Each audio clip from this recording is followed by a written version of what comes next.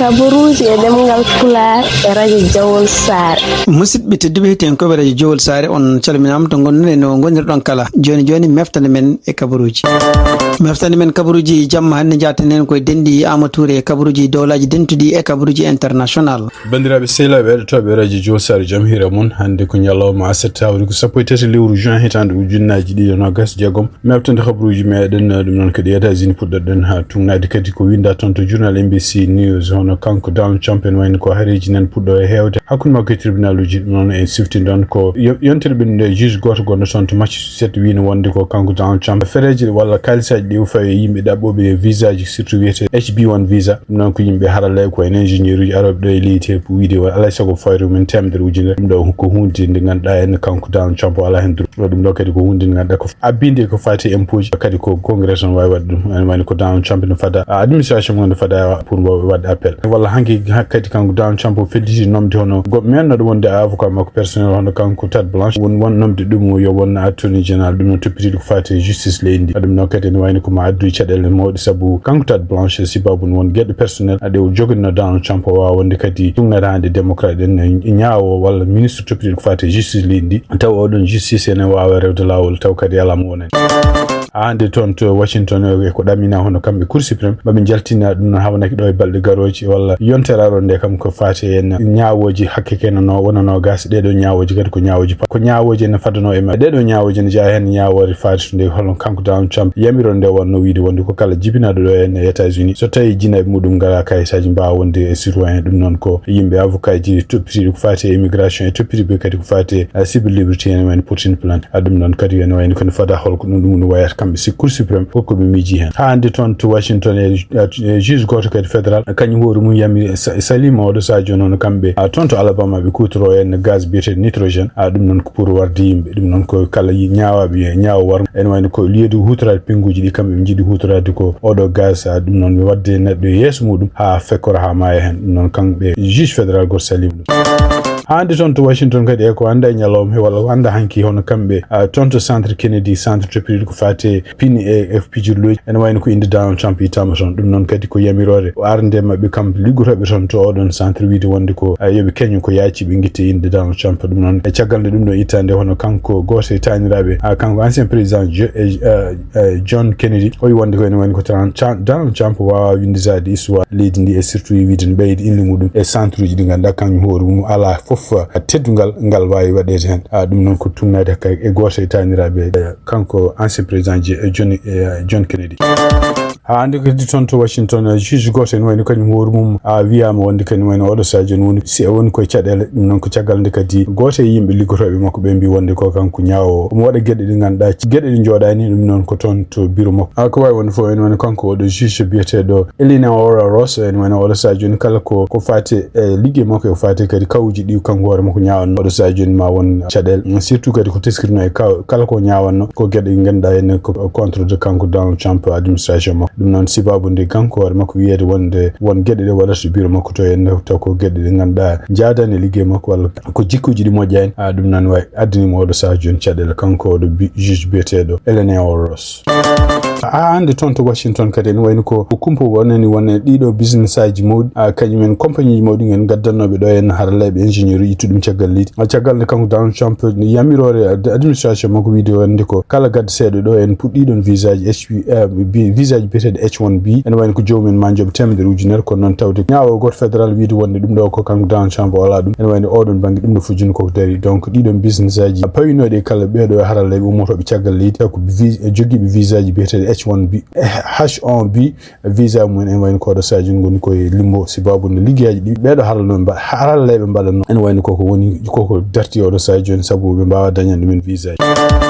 toon to Houston on goto jowoɓe NBA kanko kadi ko neɗɗo gandaɗo biyeteɗo James Harden en wayno o nanggama hande samedi toon to Houston ɗum noon o nangga toon kadi ko kawni biyeteɗo Harrison kawni taggal kanko hoore mo gottita omo jogui fetel oto makko o pam taw waɗi bonde ken wona $10 ko wawi wonde foof nanggugol makko kadi wona nanggugol hunde wonde crime mawɗo ɗum noon hen wayno kadi o yamira ko yo artu ñande altine garoɗo en nogas lewru juin hedde 9h subaka pour jabade yesso ñawo koni sababu mo jogoɗo fetel e oto makko tonto Texas kadi dum nan neddo gol ma hen kadi yimbe jeno nganyim ciagal de pelondiral wadi tonto wuro wiyetengo Milan dum non ko tonto Texas tuma de kanyum felli o wiyetego Victor Mata dum non en ko ciagal de felondire police no wayni ko kanko ciagal non de galdon pelondiral gasne kanko war mako digo sonni ton nokku taw ko nokku vétérinaire dum non wayni ko be kuturi ko robo pour wawdi yitude mo kanko war mako taw may donc way won fo en wayno galdon pelondiral kanko galdo pelondiral wadi ko 8h tonto wuro wiyetengo Milan dum non ko to Texas tungnade rapport police baddo son kanko bandu makko yita ko ed midi 30 dum non ko ciagal ana woni pratiquement origine ciagal de pelondiral ngal wadi ko way wonde fof ko bedo jeeno tan gañi hen wayni ko jiita en do mo kural mu yane mudum kanko tuma do tan kanko may hen donc yimbi den may ngal do pelondiral bangal tonto Texas hanki aljuma khaburuji men États-Unis hande ko buri haalede hande hono kanko dan champion der kongudi o haali kati o wi wonde ko en wayno odo sa joni hakkunde kambe États-Unis Iran en wayni ko nanodiral dañama e dum non mabbe ciñil kayitaji ñande dimanche bendo e dum non kadi o wi wiide makko kadi ko cirtol Hormuz ngol kanyum horum ma udir don o wi wonde en wayno odo sa joni o wi ko Iran kanyum yida hankadi rawde kala programme nucléaire mo jogino e kadi en wayno États-Unis kanyum horum ma itu kala cetini nucléaire gondo sonde après momto dum haala dum non ko dum haali ko premier ministre mo ko Pakistan Shehbaz Sharif kanko Shehbaz Sharif en wayno siftin don tan ko kambe Pakistan ngoni maslaha badde do fof hangal do nandiral bada o donc be damini do 24 heures hono kambe États-Unis kambe Iran be cinnin ko faate nandiral gal pour hankadi jangol dejjine ton to funangi badi haysinde wonde odo sajun demina États-Unis kanyum horu mo wi e nyalome ka yandini dronaji kono dronaji di en wayno diwan ko diwan cirtol Hormuz ngol non ko nyande samedi hande suba mbi dronaji di kadi tungnadi kadi hande communiqué gomide zone de commandement armée mo États-Unis mbi dronaji en wayno mbiyano programme non ko yen janoye e laadi baddi marchandise taw ko laadi civil ko woni fo dum do kadi ko hunde wande ton to cirtol Hormuz ngol to bangi mabbe kambe Iran be bi wonde ko en wayno ko hawnaki nanodiral wadi ko non be kalani kambe ko mabbe ko faate holde dum don signinte dum non e wayno ko dum do foko gede de ganduda e khaburuji jalto di fof ko kambe Iran bi wonde ko kambe États-Unis tan kala dum ko no Iran wadani confirmation hande be kali non bi wonde ko odo sajin be nanodire kambe États-Unis faate holno jam dañirte son ko non detuyuji di be natane tungnade hande khaburuji gumri tondo Tehran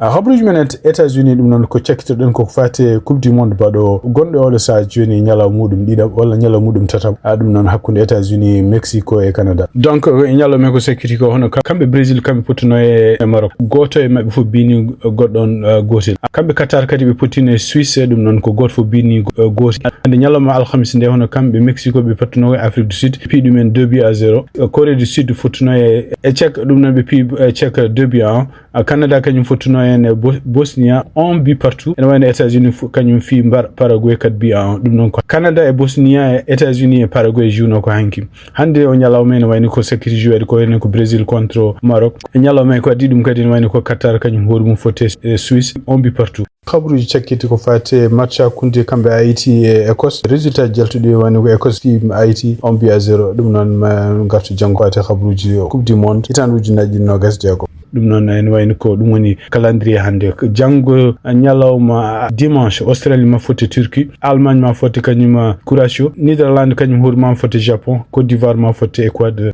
kadi en wayno kikido ma no Suède kanyuma fote Tunisie dum woni donc calendrier pour dimanche jang ma ngarto en hawna ki jango dimanche pour ko résultat je kadi calendrier ji matchuji garoji kaburuji e demgal Pulaar e radio Jawol Sar khabruji men international ton to Nigeria tungnade kadi ko yalti ton to Appa News on kanko ministre nigérian to piri ko fate affaires étrangères wawi rendinde hande yimbe hewbe non ko gila ambassadeur uji hayo he commissaire uji dum nganda en kambe Nigeria be subi dum pour yo jaay leydel gonde CEDEAO en der ko haali kadi wi wonde ko en wayni ko siftinabe tan nokkuji dibe affectadi en wayni ko dum do ko woni priorité mabbe dabar ko jewde intérêt ji mabbe kambe Nigeria e kambe kadi CEDEAO haali kadi wi wonde ko en wayni ko batto kadi haggile wonde ko leyɗele ɗo mbayade fof wonde yoɓe ballodire e ɗen leyɗele kono noon kadi ne wayno ko Nigéria kañum sali kala ko woni ko waylude laamu taw ɗum baylugol ngol yaadani e constitution yaadani kadi démocratie o haali kadi gueɗe ɗe ganduɗa wi wonde kadi ne wayno ko kamɓe nokkuji mabɓe ɗi ko wiyete ambassade uji walla consulat ji mabɓe gon nokkuji kadi bawɗi wallude surtout yen bawɗi wallude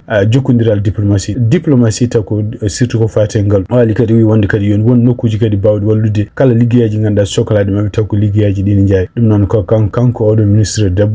gardiɗo affaires étrangères mo leydi Nigéria Bianca Odumegwu Ojukwu ɗum noon e wayno ko séminaire mo waɗi hande samedi toon to hôtel gonɗo seeda ɗum noon to oyi toon to Nigéria ɗum noon ko état biyeteɗo Akwa toon to Benin hono président kesso mo leydi Benin hono kanko biyeteɗo Romuald Wadagni ene waɗa wawi tawtorede bato hanki bato ngu kadi ko ministre uji keesi e laamu keesi ngu ardi toon to Benin e ɗum noon kadi e nder ko konnguɗi o haali wi wonde ko joƴƴiniɓe ɗon toon surtout ene ngar e ardade leydi Benin ko wallude surtout Benin naaɓe e Benin e leydi Benin ko ɗum woni ligguey mabɓe fondamental moɓe jogui ɗum noon ko kanko Romuald haali ɗum e tugnade kadi ko haali kadi o wi wonde ko ene wayno ko yiiɗi wonde kamɓe liggotoɓe fof ministre uji fof haaluji mabɓe e golle mabɓe taw kañumen jaadi donc wi wonde ko oɗo saha e wayno kala ko woni campagne ɓeni donc joni ko temps liggey kanko noon siftini ɗon ko kanko woni lomtiɗo hono Patrice Talon ene wayno kadi ko kanko haade makko ƴeftungoɗo bato ko ɗo wawi yilade leyɗele kewɗe takkiɗe Benin ene jeeya hen Burkina Faso Mali Niger ene jeeya hen kadi leyɗele Sénégal ene jeeya hen kadi Côte d'Ivoire ɗum ɗo fof ko wawde hesɗitinde tugnade ha hande habaruji gomri toon to Benin cehilagal e ɓingu yummagal gongal hakkude Benin kono leyɗele Afrique walla leyɗele jeeya e Sahel toon to Niger hono kanko gardiɗo laamu militaire gongoto hono kanko général Abdourahmane Tiani o wawi signide alhamis ɓenni ɗo henne ɗum noon ko yamirore umminde toon laamu yamirore nde kadi ko wiide wonde ko kamɓe leydi Niger en woni ɓe kefti nationalité temporairement nationalité hono oɗo debbo biyeteɗo Mariama Djibrine alias Mayra ɗum noon e wiide mabɓe kadi oɗo debbo oɗo ko takkaɗo kañum hoɗum liggodiri e leydi gondi leydi joguiɗo doole taw ko leydi kadi wona Niger ɗum noon kadi ko wiide mabɓe kadi ko wawi lollinde habaruji ɗi ganduɗa habaruji ene mbawi addude fitinaji e nder public toon to Niger ɗum noon kadi ne wawi ɗiɗon fitinaji kadi gadda ko wiyete révolte walla gadda kadi caɗele ko fate taw ko kamɓe Niger eɓe jogoto caɗele puissance étrangère ko wawi wonde fof ene woni ko kanko gardiɗo leydi o kadi e nder mois de janvier ɓenni ɗo ɓe mbawi kadi signinde décret goɗɗo kadi décret o kadi ko toɗɗino oɗon saaha ko yimɓe ɗiɗo takkiɓe hono kanko ancien président Mohamed Bazoum en goto wiyete ko Maman Sani Ali Adam en wayno kañum hoɗum jibina ko hitande ujunere temedde jeenayyi capanɗe jeenayyi e ɗiɗi toon to Zinder e goɗɗo kadi wiyete ko Boussada Ben Ali kañum jibina ko hitande ujunere temedde jeenayyi capanɗe jeeɗiɗi toon to Nguuri ɓeɗo fof e wiide mabɓe kadi kañum hoɗum ene mbaɗa golle ɗe ganduɗa en taw ko ene mbawi addude fitinaji toon to leydi walla ustude kisal walla ustude dejere toon to leydi Niger ko wawi wonde fof ene wayno ko guila kamɓe ɓe keeɓi laamu lewru juillet hitande ujunaji ɗiɗi nogas tati ene wayno ɓen continue waɗo sa joni ƴeftude sanction ngaji walla ɗeɗo jamiroje pour kala ɓe ganduɗa ene lundi gouvernement mabɓe walla ene lundi en intérêt mo kamɓe gouvernement militaire mom jogui toon to Niger ɗum noon kadi ko communiqué bindaɗo hande toon to Niger toon to Sénégal ko sakiri ko yiyama hono kanko biyeteɗo Cheikh Bassirou Mbacké Abdou Khadre ko kanko gardiɗo communauté mouride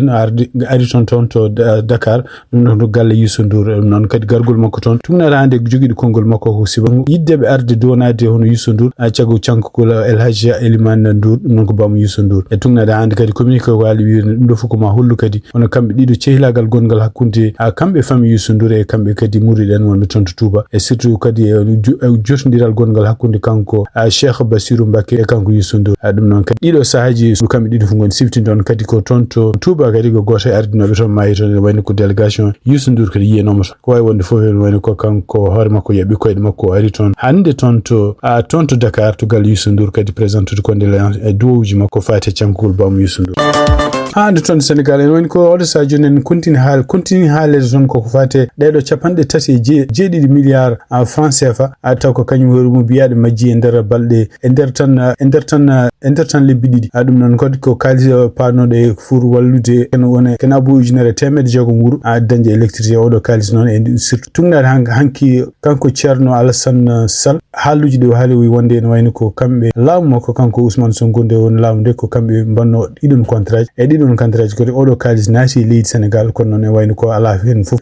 ko liggora ko fate ɗiɗo projet ɗum noon ko hunde nde dogannoma haal gila ko ɓooyi surtout ko oɗo projet biyeteɗo ASER ko e ñalawma hono kanko biyeteɗo Mamadou Mignane Diouf adum non ko kanko kadi ardi woni coordinateur forum social sénégalais ene kanko wari makko yanti e Thierno Alassane Sall pour wiide dum do ko kerse mawdo e dum do kadi ma enquête donc way wonde fo en wayno ko Thierno Sall haali hanki wonde ko be mbaawi yettinde ton police judiciaire ko fati e dido kalisaji ko fati kadi dum do en foti enquête ko non en anda ka taw ene wayno tuma mu en wodi wala sa joni est ce que kambe police judiciaire e be jogor huccende dum ko way wonde fo dum woni ko dum woni hande ko yarde seton ata e ton to Sénégal odo kalisa kewdo no ganda milliards kan wona capantri jeedi majjudi taw kadi en wayno ko en der balde son o ko wonno e kontuji en wayno vidama hala tumnata hande Sénégal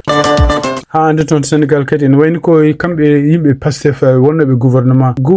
ancien premier ministre Ousmane Sonko en wayno hande kadi yama neddo goddo kadi démissionné poste mudum kanko démission do non ko kanko wonno gardinodo ko fati archive ton Sénégal kanko kadi wi wonde ko sibabunde odo sadio wi wonde ko won dole didi gonde ton Sénégal dole didi ne baba yaadu doydum e wiide makko kadi wayno ko kanko gongdin Ousmane Sonko e surtout kadi mo gongdin wonde ko hitande ujunaaji didi no gasi jene Ousmane Sonko ma won président kanko war makko en wayno ko woni hande padda ha odon gouvernement ko way wonde fu en wayno kanko démission dande wiyete ko Dr Mohamed Lat Sak Diop ko nyande aljuma han ko windi lettre pour wiide wopi liggey makko gonnodo arda direction des archives ton to Sénégal adum don non e jayni en ko be hewbe surtout yen kadi wonbe hakkunde taw gonan hay parti goto biye wonde est ce que dum do ko peeje moji wonande parti passé walla wonande lead Sénégal sibo wonde en wayno ko liggotobe laamu fotan wonande won parti pour wonande ko won intérêt leedi kono ne wayno ko tuggi tan kanko Ousmane Sonko nde riwa e poste makko wonde premier ministre en wayno ko yimbe hewbe jiyama odo sa joni ngoppi postuji men sibabu ni wiide wonde ko mbaa wonde e gouvernement mo kanko Ousmane Sonko mo ardaki khabaruji men international hande ton to Nigeria general goto kanyu general de l'armée en wayno nanganodo diftonodo taw ko yimbe ganda jogi be perlaji diftonodo men ton to bangi rew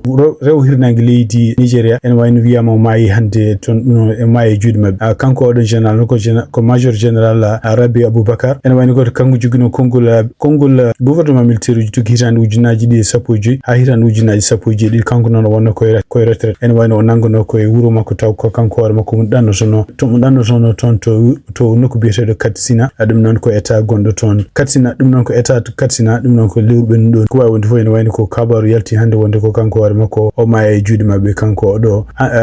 do general gonno dan retraite khabaruji men international cektorden ko ton to Mauritanie en wayno ko odo sajan tunade kadi journaluji kewde surtout journaluji Europe en kala on kanko Mohamed Cheikhul Ghazwani gardido leydi Mauritanie woni ko ƴewde wadde manda makko tatabo dum non en wayno tunade hande e yimbe lunde e der kongol makko kanko maître Lo Gourmo kanko woni kadi vice président IF o wi wonde dum do kadi ko tobbere en wayno ko kambe koye mabbe be ngala hen ciakan kala mo jabani doftade constitution ko wi ko fate ndedon tobbe jogorani jabde wonde woteji mbade ton to Mauritanie taw to woteji yimbe ne mbawi wadde dum woteji libre biat o donc e wayno ko kambe lunde be continue han rendude e kadi habanede pour ko fate dum don en wayno ko kambe lunde kadi be mbawi no organiser basu ko fate dum don e wadi kadi mabbe continue wadde action ngaji goddi dum non ko kongol makko kanko Lor Gumo ko way wonde fo en wayno tugnan hande kongol gumingol ton to tilamido surtout e kongol makko kanko Aissata Alassane Gaïde dum non ko membre conseil national parti INSAF e dum non ko parti INSAF kany woni gonton labo wi wonde en wayno o munyagi yimbe yo jijjida didon halluji en wayno didon halluji kadi ko en wayno ko halluji podindir pour halde ko faten o do manda o yon e mijo makko kanko Aissata Alassane Gaïde o wi wonde so hande priorité wana uddide débat pour ko fate 3e mandat ko non e wayno ko rokkude hono gardido leydi Mauritanie pour temps ambele no wa gasnude kala chantier ji wala kala projet ji guddisade gonde e lawol odo sa joni o wi wonde en wayno so to tay constitution way jabde dum don e wi wonde ko kanko war makko moni d'accord pour kanko laamu makko kanko gardi leydi beyde ken won duubi tati taw mbele no wa dido projet fon ba gas way dum non kadi ne wayno dum no kadi ko hunde waawde wallude dum burata wonde e hunde nannindi ko wiide ko dum burata wonde hunde nannindi ko wiide ne namdo manda god ko wonde fo en wayno ko tungnade hande Radio France International ko ala wi wonde ko kambe parti gondo ton pouvoir en wayno ko be jogi cadel odo sa jon pour confirmer est ce que gongira gonga gardi leydi on yidi wadde mandat tatab surtout en tarbi kuccitani ko dialogue national mo ganda hal mum hande ala to hebi jogorani yaruya donc en wayno kala ko fati paysage politique gondo ton to Mauritanie en woni joni koy kumpa ko fati holko laamu guidi waddi wal holko kambe ko be mbaya waddi contre laamu musidbe teddi be ten ko bere josa ko do tongi meftane men e jamma hande o en nyaagi mo jam woni jungo mum da wadante en jam